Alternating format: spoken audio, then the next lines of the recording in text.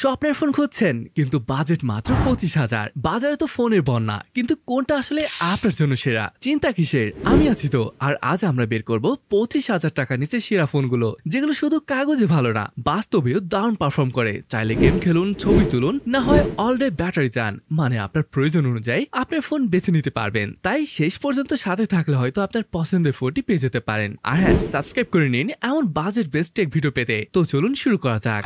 Guys, আপনার খুবই unique একটা ফোন দরকার, মানে একদম সবার থেকে আলাদা হবে, ক্লিন ইউআই, রিমুভেবল ব্যাকের মতো সুবিধা চাচ্ছেন, তাহলে আপনার জন্য রয়েছে খুবই জনপ্রিয় স্মার্টফোন নাথিং এর সিএমএফ ফোন অন। ফোনটির ডিসপ্লে সাইজ 6.67 ইঞ্চের, full HD plus AMOLED panel, 120 hertz এর রিফ্রেশ রেট, আর ডিসেন্ট একটা ডিসপ্লে, ডিসেন্ট পারফরমেন্স পাচ্ছেন। ডায়মেনসিটি 7300 চিপকে ব্যবহার করা হয়েছে। হ্যাঁ, এরকমটা হয়তো বলবো না সবকিছুই একদম সেরা, তবে এটার ক্লিন ইউআই খুবই জনপ্রিয়।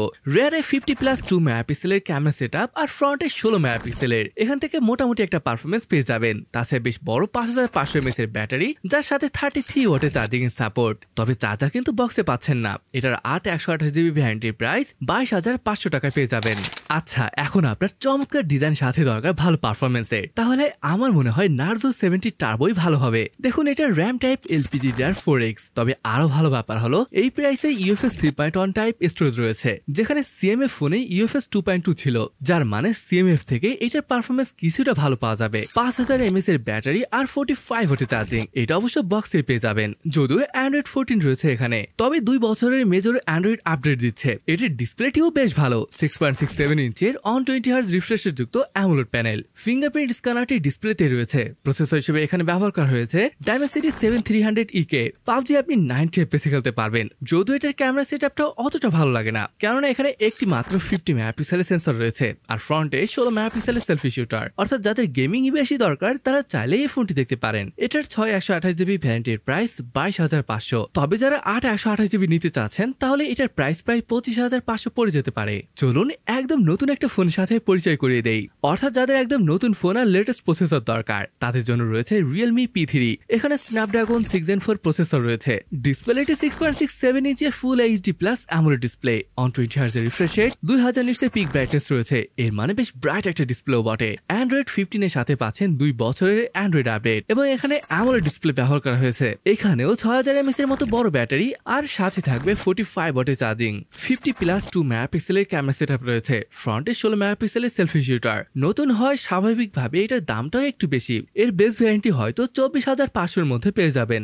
এখন আপনার দরকার বড় ব্যাটারি, সাথে ডিজাইনটা চমৎকার হলে তো কথাই নেই। তাহলে আপনার জন্য রয়েছে খুবই চমৎকার দেখতে Vivo T4X, বা চাইলে iQOO G10Xও দেখতে পারেন। দুইটাই সেম জিনিস। এখানেও Dimensity 7300 চিপকে ব্যবহার করা হয়েছে। এখানে রয়েছে LPDDR4X RAM এবং UFS 3.1 storage type. Out of the box Android 15 রয়েছে, এটা ভালো বিষয়। তবে আপনার যদি ইন ডিসপ্লে ফিঙ্গারপ্রিন্ট সেন্সর ভালো লাগে, তবে এটা হয়তো আপনার জন্য না, কারণ এটাতে সাইড মাউন্টেড ফিঙ্গারপ্রিন্ট স্ক্যানার রয়েছে। এই ব্যাপারটা মাথায় রাখবেন। 6500 mAh এর মতো বড় ব্যাটারি, সাথে থাকছে 44 ওয়াটের চার্জিং, 6.72 ইঞ্চের ফুল এইচডি প্লাস ডিসপ্লে, যদিও এটা এলসিডি ডিসপ্লে, 50+2 মেগাপিক্সেলের সেটআপ রেয়ার প্যানেলে, আর ফ্রন্টে 8 মেগাপিক্সেলের। যদিও সেটআপটা দুর্দান্ত ছিল না, মানে যাদের বড় ব্যাটারি আর মোটামুটি পারফরমেন্স ভালো দরকার তারা এটা দেখতে পারেন। এটার প্রাইস 6/128GB 22,500 পড়বে।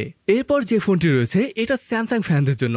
যদিও এর আগে অনেক ভিডিওতেই এটার কথা বলেছি, তারপরও করার কিছু নেই, এটা রাখতেই হলো।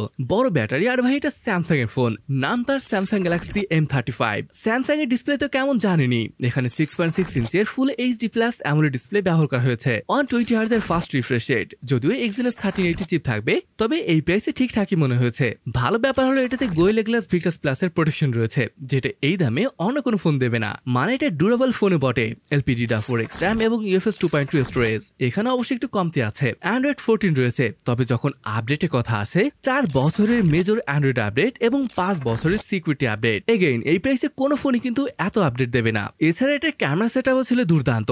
এই প্রাইসে এটার সাথে মনে হয় না অন্য কোনো ফোন পারবে। ক্যামেরা সেটআপটাই দেখুন, 50 মেগাপিক্সেলের মেইন, 8 মেগাপিক্সেলের আলট্রা ওয়াইড আর অনেকটি ম্যাক্রো, আবার 13 মেগাপিক্সেলের ফ্রন্ট ক্যামেরা, 6000 mAh এর মতো বড় ব্যাটারি, যার চার্জিং স্পিড অনলি 25 ওয়াটের। আর হ্যাঁ, বক্সে কিন্তু চার্জার পাচ্ছেন না।